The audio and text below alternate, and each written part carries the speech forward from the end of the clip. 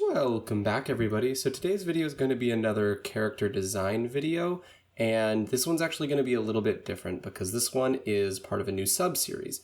See, I run a D&D campaign called The Fall of the Planeswalker, and I'm basically going to be doing character designs and story sessions for each of the player characters in that campaign. So that's what today's video is going to be about. However, the last video was about the new animation figure. And if you haven't already, you should go check out that video because there is a poll linked in the description. And currently, 2 of the figures are tied. So I'd really like a couple more people to go vote on that poll. And let's get one of them up to be first place. So without further ado, here is the tale of Amer Nyne. Amer Nyne was born in a small town in the human province of Raylis called Aswesia. He was born to parents Galen Nyne and his wife, Nerissa. However, when Amer was 6 years old, his mother gave birth to his sister Edith. Unfortunately, his mother died during this birth, and his father blamed Edith for Nerissa's death. Over the course of several years, their father turned to alcoholism and abuse. The majority of this was directed towards Edith, but Amer, being the older brother, tried to defend her. This caused Amer to also become victim to his father. When Amer was 16, he left home to join the Raylan army, hoping that he could eventually become self-sufficient enough that his sister and he could go and live together away from his father's grasp. After 5 years in the military working his way up through the ranks under Sergeant Gillian Symes, Amer received word from a first lieutenant that his father and sister had gotten into a fight, and that his father had beaten his sister to death 3 years prior. Overwhelmed with grief and rage, Amer resigned from his position in the military immediately and made his way back to his hometown with the intention of killing his father. However, when he arrived, he was intercepted by his Sergeant Symes, who had anticipated what Amer was going to do and tried to talk him out of it. Symes had also retired by this point and offered Amer a job working with him and 3 other soldiers under direct orders from the king. Their assignment was to go to the Pure, a harsh desert filled with creatures and lizard folk who would all be happy to call them a meal. After much persuasion, Symes eventually convinced Amer to come with him so that he could start putting a semblance of his life back together. During their journey, however, while traveling from the forgotten city of Intu up to Nekka, the small group of soldiers set up camp in the desert. When Amer awoke the next day, he found that his camp was destroyed. Their tents had been shredded, there was food and supplies strewn about the ground, and worst of all, pieces of the soldiers he called friends. Distraught, Amer set out to get back to the city of glass to inform the king of what had happened. Eventually reaching the capital of the world, he was offered a new position with a different group also looking for the same items that he and his group were. Not knowing where else to turn, Amer took the position. Meeting up with his new group in Vetus, he quickly realized that this was not like his other group at all. This group was made up of a moon elf man named Vel Tarlo, a small gnome paladin named Cheech, and a human noble named Alfonso Brightwood. Unlike his previous very militaristic group, this group seemed to have no plan whatsoever and were constantly bickering. Although tasked to get the elemental gem of Earth for the king, this group seemed to be preoccupied with other tasks. They ended up going to a goblin's birthday party just to retrieve a cake.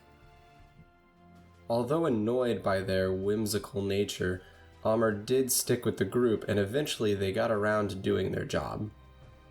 Wading their ways through dangerous political waters, they eventually got the elves and dwarves in Haya Anore to agree on certain terms, on sharing the mines that they both had stakes in. Following up on rumors of tremors, Amer and the group eventually made their way down to the very bottom of the mine, finding a large creature guarding a small green rock. It was weird, the rock seemed to have a hold over the dwarves in the area, something Amer had never seen before. Having retrieved the gem, he and his party set out to do one more task given to them by Melik the Marvelously Magical. This led the group to a forgotten home of Charles Whitman, long dead. Searching the house, they found that it was infested with some sort of haunting. Eventually they made their way down to the basement where they found a mysterious magical pod holding a small girl. In addition, a small, shriveled head that seemed to look at them wherever they went, and then began cackling crazy oddities, seemingly trying to get them to listen to what it had to say. Knowing that such types of magical artifacts were forbidden and incredibly dangerous, Amer shoved the severed head into the bottom of his pouch for safekeeping. After this, the group made their way back to the City of Glass to get their next assignment from the king. While in the city, Amer was gifted a set of magical gloves, one with the power of ice and the other with the power of fire, by Melek the Marvelously Magical. This was in return for helping the group collect Melek's cake. During their time in the City of Glass, the group had a short run-in with the Thieves Guild and eventually met a new companion, Yvain. This was good for Amer because Yvain seemed to actually be a voice of reason, while the others were seemingly chaos incarnate. The king had promised Amer if that his group had finished the task in Vetus, that their next assignment would be in the Pure again. This would give Amer the chance to look for his fallen comrades, as well as the missing Sergeant Symes. By way of teleportation circle, the group headed to N2, and then started up the path that Amer knew too well. Similarly to before, the group set up camp, but this time, they all woke up in different places. Amer woke up in his home. However, things were different. He was greeted at the door by his sister, and then later greeted by his sergeant, Symes. It seemed to be his sister's birthday, and Amer, honestly, was happy for it. The thing was, this felt right, this felt normal. Everything seemed to be in place. Unbeknownst to Amer, his teammates were experiencing similar situations.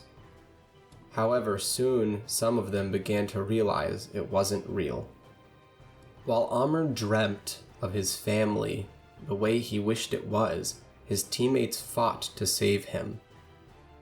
You see, what Amer didn't know was that outside in the real world, rare creatures that inhabited this area lured in travelers and tried to seduce them through dreams of a life they wished they had.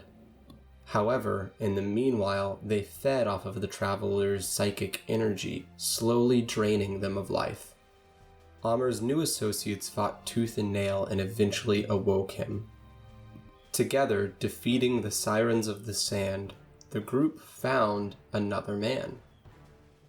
Although no one else in the group recognized him, Amer did. After about 3 months, he had finally found his lost mentor and friend, Sergeant Symes. The group helped Symes up to the city of Nekka, where they got him paired with a caravan back to the City of Glass. Nekka, however, was in a state of disrepair, and it seemed as if the land itself was floating in the air. This strangely didn't surprise the group very much, however, since they were here to get the elemental stone of air. Navigating their way through the floating wreckage, the group eventually found a section of wall that had been separated from the others. They had been told by locals that on the edge of town there was a sage that lived in a small house very close to a section of wall that was similar. Entering into this space, the group was met with test after test, seemingly trying to figure out some of their base qualities. Eventually, the group came upon a large door with inscribed runes. Above was a plaque that read, "The Path of Veracity." Each time one of his group members told a secret that they had not shared with the group before, a rune on the door disappeared.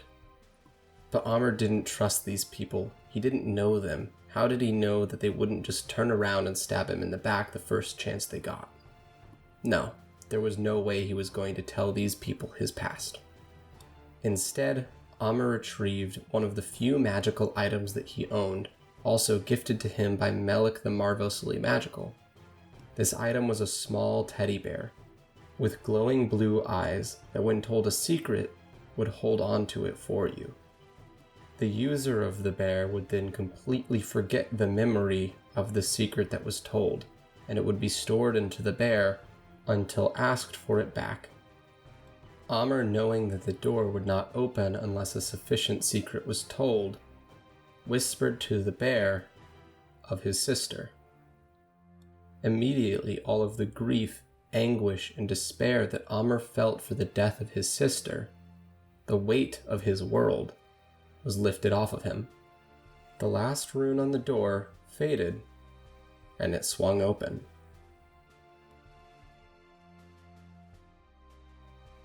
As always, thank you everybody for watching. If you liked that video, please let me know down in the comments below. It's something new I'm trying out, and I'd really like to know if people like this type of content. Beyond that, be sure to like, subscribe, and share with your friends. Also, if you haven't filled out the poll in the previous video, please go do so. And until next time, I hope everyone has a great day.